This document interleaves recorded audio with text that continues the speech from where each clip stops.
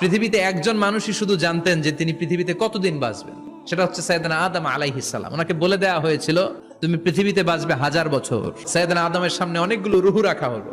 সাইয়েদনা আদম বললেন এরা কারা? আল্লাহ বললেন তোমার বংশধর। সাইয়েদনা আদম বললেন আল্লাহ ওই যে একটা রুহু দেখা যায় এটার নাম কি?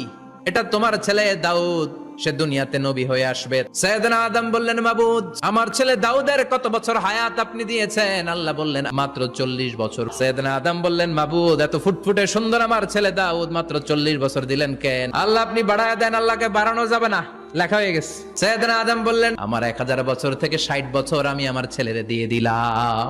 আর আদম আলাইহিস সালাম পেয়েছিলেন 1000 বছর, 60 কমে গেলে রইল কত? 940 বছর পৃথিবীতে থাকার পরে মালাকুল মাউত চলে এসেছে, এসে বলল জিইতু আন আকবাদা রূহাক, রূহ কবজ করতে আসছি।